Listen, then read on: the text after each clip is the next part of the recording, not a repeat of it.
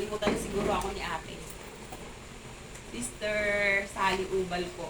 Nung ako po ay pinautis mo nga noon, binidyohan niyo pa ako. Nakalimutan niya na ako. Ilan taon na yun? May 15 years na po. Mahigit. Sa Doon po sa Mulawin. Marami na na. Amin na. Diyan po ako binigyan sa sa yung parang yung inano sila, kinasal ng golden anniversary. Nasa na. Oo, doon po kami niluto. Siguro. Magandang gabi po sa ating lahat. Ang aking pong topic ngayon ay tungkol sa ang pagpapala ng paghihintay. Bago po tayo ay mag-discuss ng aking topic, tayo po muna ay manalangin. Maraming salamat po, dakilang Diyos Ama, sa gabing ito ng araw ng Sabat, Ama. Nawa po ay kayo ang manguna sa aking pagsasalita. Kayo po ang makita nila at hindi po ako. Nawa po, Ama, ay mailahad ko po ng maayos ang aking magandang mensaheng ito. Ito po ang samad na langit sa pangalan ni Jesus. Amen. Ang topic ko po ay tungkol sa pagpapala ng paghihintay. Ito po ay matatagpuan sa awit 46:10. Ang sabi ng Panginoon, kayo ay magsitigil at kilalanin ninyo na ako ang Diyos. Pansinin ang biblikal na kahalagahan ng paghihinay-hinay. Sa panahon ng palmalagiang pagkilos at nakakalasong ingay ay walang mas papanganib pa kaysa sa katahimikan. Sa pagiging abala ng ating modernong buhay, ang araw-araw na pagmamadali ay humihiling ng ating pansin. Ang ating kaisipan ay namimihasa na sa fast food. Alam niyo ba yung fast food? Diba? Diba yung karamihan sa atin, mahilig na sa mga sa paligid dyan, sa tawag kasi sabihin dyan sa live ko yung fast food. Ito po, i-upload ko sa Facebook.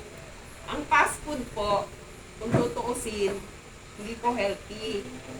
Kasi marami po tayong makukuhang mga, dyan, yung mga fats. Yung kakain tayo ng mga hindi natin alam kung ano mga ingredients na nilalagay. Pero ang tao kasi nasanay na sa pagmamadali, na nagugutom na, nagmamadali na, halika na, dadaan na tayo sa drive-thru. Kasi nagugutom na ako, ganun yung tao. Hindi sila, wala silang yung tinatawag na pagpapasensya o pagtitiis.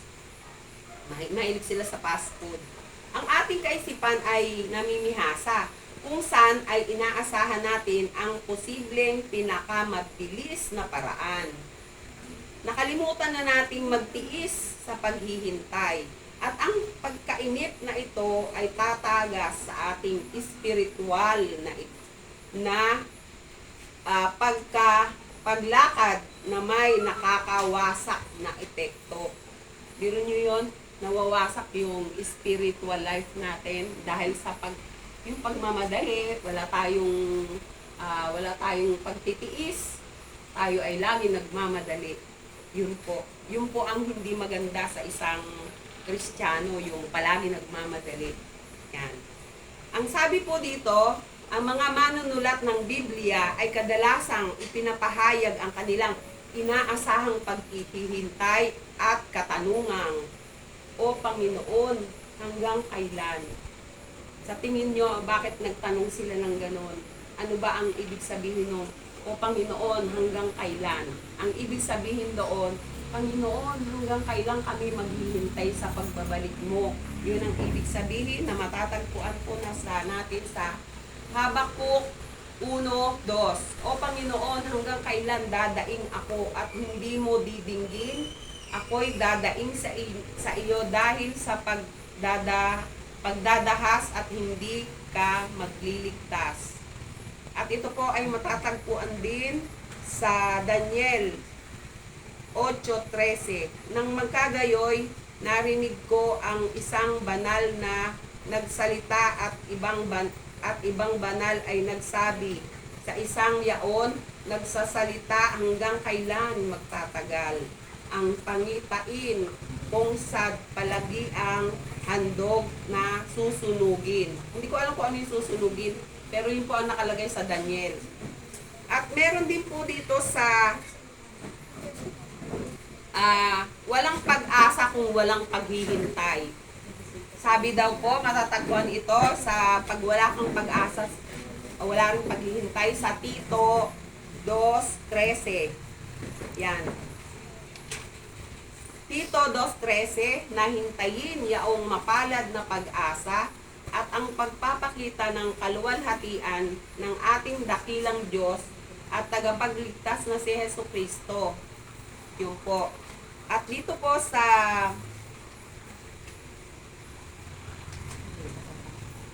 kasi nagkalabo-labo na itong aking research. Walang buhay kung walang paghihintay. Biro nyo, yun po isa sa mga kahalagahan ng paghihintay. Wala daw buhay kung walang paghihintay.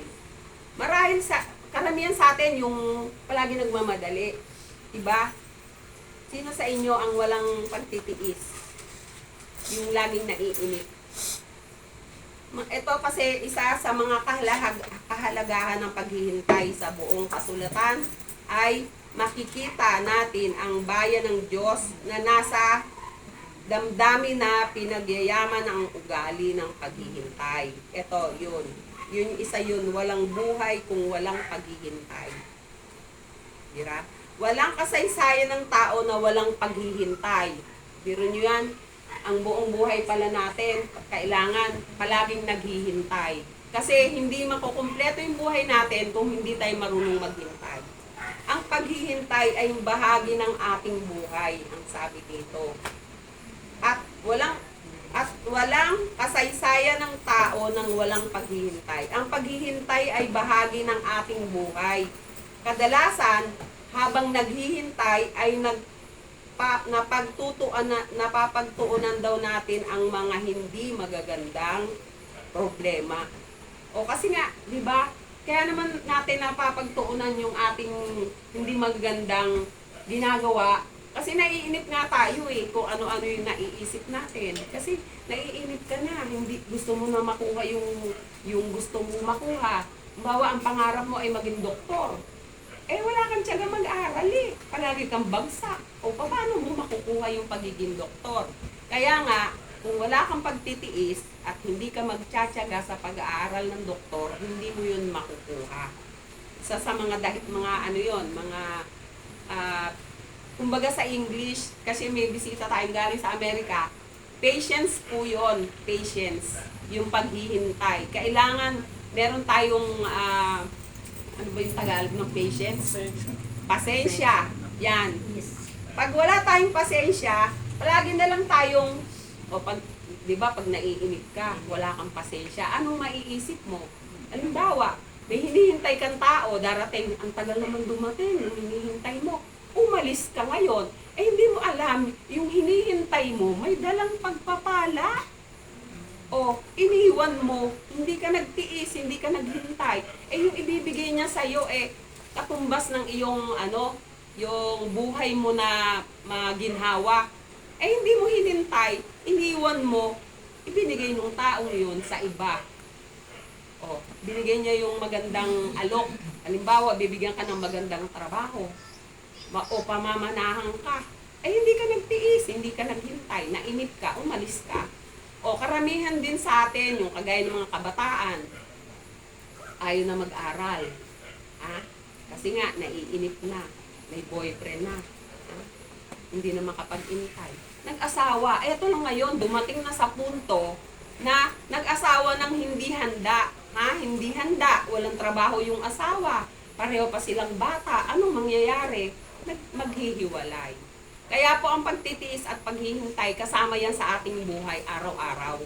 Kapag wala kang tiyaga at hindi ka naghintay at ikaw ay nainip, pinapangunahan mo yung plano ng Panginoong Diyos sa buhay mo, walang mangyayari. Ayan.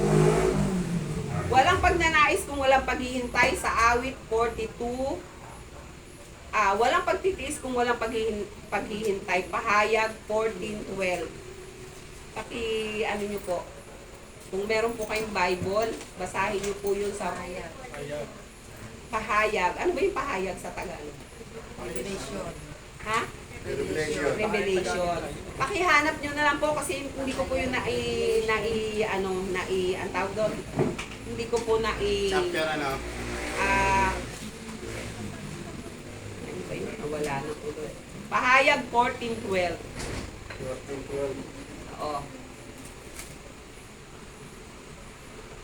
Narito pagkatyaga ng mga banal ng mga nagsisitupad ng mga utos ng Diyos at ng pananampalataya kay Jesus. Yun. Yun na po. Yun yung walang pagtitiis kung walang paghihintay. Walang katatagan kung walang paghihintay sa Roma 5:3-4. Ano ko kung ano nakalagay? Ito, Roma 5:3 hanggang 4.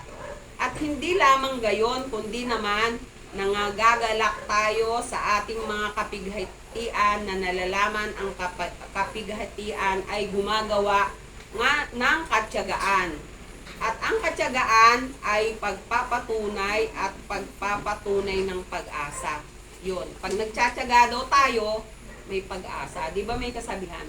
Pag may tiyaga, may nilaga. Pero pag walang tiyaga, walang nilaga. Eh karamihan sa atin, hindi nagtsatyaga. Walang katyaga-tyaga. Lalo yan, ay, ayoko na makinig. Hindi naman pala maganda yung message. Eh di walang tiyaga. Hindi nakinig ng message. Huwag na, inaantok na ako, matutulog na ako. Hindi ko naman maintindihan yung mensahe. Yan. Yan yung kaugalian, karamihan ng mga Kristiyano na walang kapanapananampalataya, na palagi na lang hindi nagtitiis, hindi tinutulungan yung sarili, kundi ang unang hong layunin ng paghihintay ay dalhin sa liwanag kung sino ako at kung magiging ano ako habang ako ay naghihintay. Yung pala yung purpose ng paghihintay po. Yung dadalhin tayo sa liwanag kung sino ka at kung magiging ano ka habang ikaw ay naghihintay.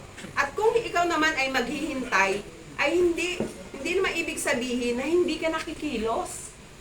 Uupo ka na lang sa isang tabi. Ang sabi po dito, habang ikaw ay naghihintay, bay, gumawa ka naman ng paraan. Ha? At palagi ka na lang nakaupo, hindi ka nag oo, palagi ka na lang. Tsaka katulad natin po, dito po sa ating church, sana po meron po tayong palitan ng kuro-kuro. Kasi hindi tayo nag-aaral, kaya wala. Palagi tayo nakaupo sa isang tabi, hindi tayo nagpa-participate, lalo na sa lesson study sa tanghali, alas 10. Yun po yung tinatawag na palagi ka na lang nakaupo, hindi ka nag-aaral. Eh paano ka sasagot dun sa talakayan? Kasi nga hindi ka nag-aaral. Kaya habang tayo nag-iintay sa Panginoon, kailangan gumawa tayo ng mabuti. Kagaya ng sinabi ni ni Ate Lita, na sa simpleng ngiti, makakahikayat ka ng isang kaluluwa. O kagaya niya, bagamat siya ay hindi makalakad, anong ginawa niya? Diba? Nakaakay siya ng isang kaluluwa sa pamamagitan lang ng pagngiti. Kaya kailangan po tayo ay mag-aral ng ating lesson at habang tayo ay naghihintay sa Panginoon, huwag po tayo makontento sa pag-upo sa upuan, na nakikinig lang sa mensahe ng mga lahat na magsasalita dito. Kailangan po, isa sa mga araw na to, kayo na rin ang magsasalita dito. Yun po yung ibig sabihin. Amen. Mag-aaral din kayo. Hindi yung si Brother Rani na lang si Brother Rani ang speaker. Ano naman yun? Brother Rani lang ba ang marunong magsalita? Di ba hindi naman? O yan At habang naghihintay ay kadalasang ang problema ay akala nyo ay lilipas na lang. Hindi ngunit ang paghihintay, ang hindi pag-upong walang kibo, na walang ginagawa at umaasang ang mga hindi magandang kalagayan ay mawawala. Hindi yan basta mawawala kung hindi po natin gagawa ng solusyon. Sa pananaw ng Biblia, yun nga, nasabi ko rin kanina, kaya lang kasi ang kulit ko, pinalikan ko pa. Eto po, kung hindi ako maghihintay, ay hindi ako magiging kung ano ang nais ng Diyos sa akin. Ayan, pag hindi daw kayo naghintay, hindi nyo alam kung anong yung gusto ng Panginoon para sa atin. O ay gusto pala ng Panginoon ay maginhawa ka pag ikaw ay naghintay. Eh hindi ka naghintay, nainip ka, ha? Pinag-aaral ka ng nanay mo, hindi ka nag-aaral kasi nainip ka, nag-asawa ka, wala kang trabaho, naghirap ka, hanggang sisisihin mo yung sabihin mo, bakit ba ganito? Ang hirap ako. Eh hindi ka nakapag-intay eh. O, nag-asawa ka nung wala kang trabaho. Kaya ayun. Hinaharap ako ng aking paghihintay na may kabuluhang espiritual ng pagpapasya. Ang tanong, akin bang pinagdududahan ang kabutihan at kapangyarihan ng Diyos sa aking kawalang tiyaga at pagdududa? Kayo po ba ay nagdududa sa kapangyarihan ng Diyos? Hindi. Ha? Karamihan sa atin, hindi naman lahat, na yung nagdududa sa Diyos. Alam niyo kung bakit? Hindi sila marunong maghintay eh. Kaya minsan, pag may problema na, sabihin, bakit ganun? Nagdadasal naman ako. Nagsisimba naman ako. Bakit ganito yung buhay namin? Hindi pa rin kami gumiginhawa. Kasi nga, hindi ka naghihintay, hindi ka marunong magtiis, hindi mo pinag-ukulan ng pansin yung plano ng Diyos para sa iyo. Yun kasi yung purpose ko dito. Kaya daw po tayo tinuturoan maghintay kasi para ang gusto ng Diyos ay ako ay maging kung ano ang nais ng Diyos sa atin. Yun daw po. Kaya daw tayo tinuturoan. Kung ating titingnan na ganito na ang paghihintay ay paraan ng Diyos ng pagbabago, na baguhin tayo ayon sa kanyang kalooban at biyaya, tinutulungan tayong maging kagaya ng Diyos. Ayun pala yung purpose ng Panginoon. Kaya pala gusto niya tayo ay matutong magtiis at maghintay. Be patient. Tama po ba yung English ko, ate? Be patient. Kailangan magtiis tayo at maghintay. Sa pagbabalik ng Panginoon, hindi kailangan nakaupo lang tayo sa isang tabi. Kailangan mag-aral tayo, mag-share tayo ng Word of God, maglingkod tayo na may kasamang paggawa. Kasi kung tayo ay uupo lang, makikinig lang sa message, hindi tayo mag-aaral, hindi natin gagawin yung gusto ng Panginoon, kagaya ng iba na, kagaya ganyan, ina-assign tayo isa-isa na maging yung mag-share ng word. Sabi ko nga, Lord, baka hindi ko po magawa tong magandang mensaheng ito dahil nininervous ako dahil andito po si Ate Nita. Sabi ko, baka magkamali ako sa sasabihin ko. Yan ay 50 years ng Adventista. Baka makitaan ako ng hindi maganda. Sabi, ayun ba yung pinabinyagan ko noon? Na hindi pa marunong. Ito po, panawagan, magtiwalang mayroong pagpapala sa paghihintay. Yan po yung gusto ng Panginoon. Magtiwala daw tayo na mayroon tayong makakamtang pagpapala sa pag-iintay natin. Ito pa, meron po ritong message para sa ating prayer time. Kasi po itong week na to, buwan ba? Itong week, yung 10 days. Ako po ay ikatlong araw sa 10 days of prayer. Ito pong aking mensahe ay pang tatlong araw. Ito po, ginaganyak, prayer time, 30 to 45 minutes. Ayan po, ito po yung gusto ng Panginoon, tayo ay manalangin ng 30 to 45 minutes. Kaya nyo yun? Lahat ng prayer group ay may kakaibang pamamaraan sa sama-samang panalangin. Hinihikayat namin kayong gumugol ng 30 to 45 minutes na sa nagkakaisang pananalangin sa kung ano mang paraan ng pangungunang ng banal na espiritu. Ayan. Sana po matuto tayong manalangin ng 30 to 45 minutes. Hindi ko alam kung lahatan yun o isa-isa. Lahatan? Lahatan yata yun. Ginaganyak namin ang maiksi at nakikipag-usap na panalangin, 1 hanggang 3 pangungusap. Yun pala magiging daan ito sa maraming tao na manalangin ng ilang ulit.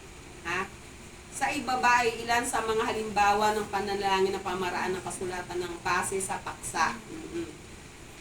Maaari kayong manalangin sa pamamagitan ng iba pang talata at isama na rin ang iba pang bagay na pananalangin.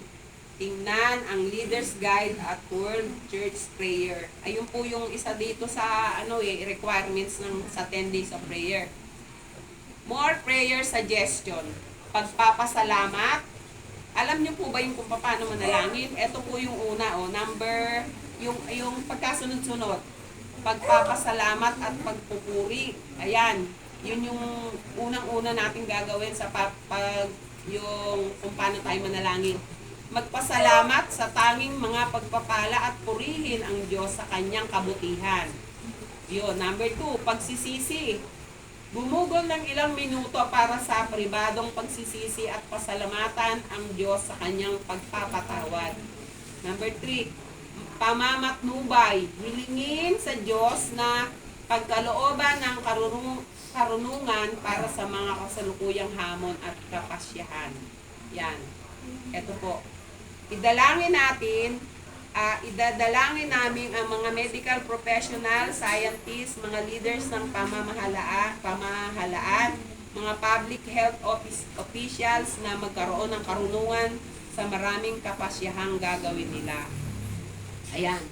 Ito rin po kasama, siyempre ito talagang kasama talaga to sa pananalangin, ang ating iglesia. Idalangin ang mga pangangailangan ng regional at ang pambuong mundong iglesia. Tingnan sa hiwalay na papel ang mga kahilingan. Yun. Mga lokal kailangan. Lokal ka? Ano ibig sabihin mo? Idalangin ang mga kasalukuyang pangangailangan ng mga kaanib sa pamilya at mga kalapit bahay. Pati pala yung mga neighbor natin, kailangan natin pag-pray. Kasama sa prayers pala yan. Pati yung pamilya at saka yung mga community natin. Makinig at gumugol ng panahon para pakinggan ang tinig ng Diyos at tumugon ng papuri o awit. Idinadalangin namin na ang mga Adventist sa buong mundo ay mag-alay ng praktikal sa tulong at pampatibay loob sa mga nagdurusa. Yun. Kailangan pala natin ganun ang prayer natin. Bigyan kami ng katapangan para malikhain at nang hindi makasariling diwa kapag kakailanganin kami ng aming kapwa. Ayan, wag daw tayong ang pananalangin pala ay hindi kailangan madamot. Kailangan para sa lahat. Wag lang para sa ating sarili. Dapat para rin sa iba. Ayan. Dinadalangin din namin ang mga nasalanta ng pananalapi sa pagkawala ng trabaho dahil sa nasisira na ekonomiya. Ipakita mo po sa mga kaanib ng iglesia kung paano tutulungan ang mga nakikipagpunyagi sa usapin ng kalusugang pang-isipan o pagkakahiwalay. Yan.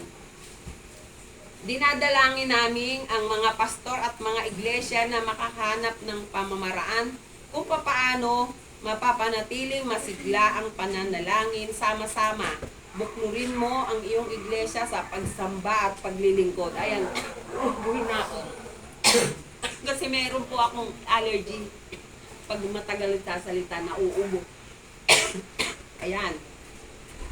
Dinadalangin namin ang 69 na naninirahan sa daigdig na hindi pa nakakatanggap ng malinaw na pabalita ni Kristo. Ayan. Yun lang po ang aking mensahe ngayong gabi. Amen. Ang pag 10 days of prayer, tatlong araw po. Ako yun. Ito lamang po ang samod dalangin sa pangalan ni Jesus. Amen.